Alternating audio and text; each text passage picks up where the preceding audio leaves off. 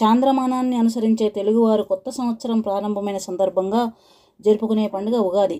చైత్ర శుద్ధ పాడ్యమి నాడు విధాత ఈ సృష్టిని ప్రారంభించాడని అంటారు.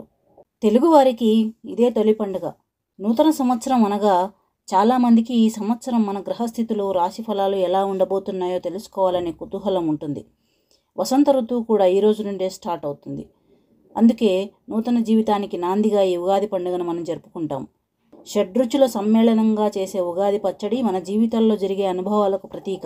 ఈ పండుగ రైతులకు కొత్త పంట తెచ్చే సమయం.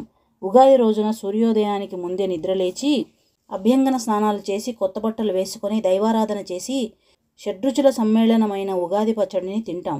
ఈరోజు ఈ ప్రసాదాన్ని తిన్నవారికి ఆయురారోగ్య ఐశ్వర్యాలకు లోటు ఉండదని మన వారి నమ్మకం. తర్వాత గుడికెళ్ళి దైవ దర్శనం చేసుకొని గోపూజ చేయడం, గోవుకు తినడానికి ఏదైనా పెట్టడం ఉత్తమం. అందరి ఇళ్లలో పంచాంగాన్ని తప్పకుండా ఉంచుకోవాలి. తర్వాత పంచాంగాన్ని పూజ చేయాలి.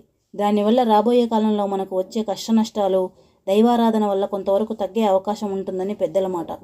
పంచాంగ శ్రవణం విని తల్లిదండ్రులకు, గురువులకు నమస్కరించి వీలైతే దానాలు చేయడం, కనీసం 10 మందికి ఒంటికి చలువ చేసే పదార్థాలు, ద్రావణాలు పంచిపెట్టడం చాలా మంచిది.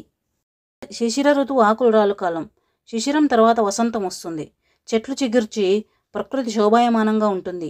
కోయిలలు కుహుకుహు అని పాడుతాయి. ఉగాది రోజు నుండే తెలుగు సంవత్సరం మొదలవుతుంది కాబట్టి అది తెలుగువారి మొదటి పండుగ. ఉగాది రోజున అందరూ కొత్త పనులు ప్రారంభించాలని అనుకుంటారు. ఈరోజు సూర్యోదయానికి ముందే లేచి ఇల్లు, వాకిలి శుభ్రపరుచుకుంటారు. ఇంటి గుమ్మాలకు మామిడి తోరణాలు కట్టి అలంకరిస్తారు. తలంట స్నానం చేసి కొత్త బట్టలు ధరించి ఉగాది పచ్చడితో దినచర్య ప్రారంభిస్తారు. తీపి, పులుపు, ఉప్పు, కారం, చేదు, వగరు అనే 6 రుచులు కలిసిన ఉగాది పచ్చడి తెలుగువారికి ప్రత్యేకం.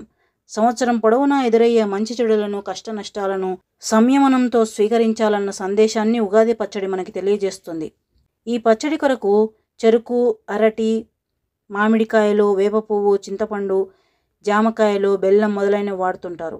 హిందువులకు అత్యంత శ్రేష్టమైన ఈ ఉగాది ముఖ్యంగా ఆంధ్రప్రదేశ్, తెలంగాణ, కర్ణాటక, మహారాష్ట్ర తదితర ప్రాంతాల్లో విశేషంగా జరుపుకుంటారు. ఈ పండుగను నిర్వహించడంలో పెద్ద తేడాలు లేవనే చెప్పవచ్చు. ఈ సంవత్సరంలో జరిగే మంచి చెడులను ముందుగానే తెలుసుకొని దానికి అనుగుణంగా నిర్ణయాలు తీసుకోవడానికి అందరూ ఇష్టపడతారు.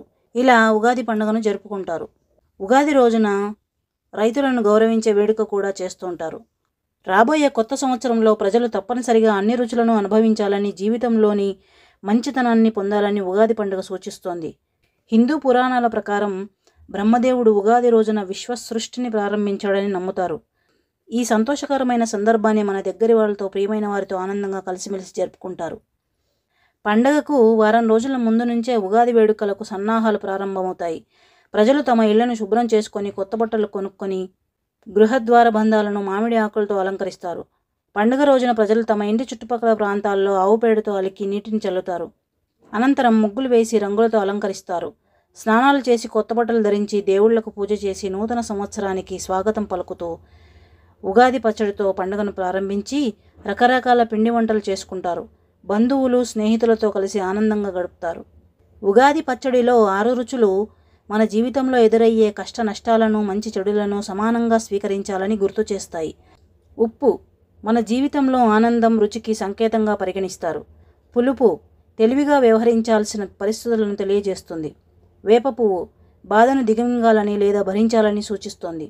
బెల్లం ఈ తీయని పదార్థం సంతోషానికి ప్రతీకగా భావిస్తారు. కారం సహనం కోల్పోవడాన్ని సూచిస్తుంది.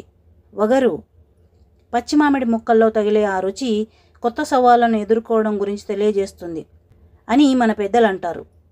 మనిషి ఆశాజీవి కనుక ఈ ఉగాది కూడా మన జీవితాల్లో ఆనందాలు వెల్లివిరియాలని కోరుకుంటూ అందరికీ ఉగాది శుభాకాంక్షలు. నమస్తే.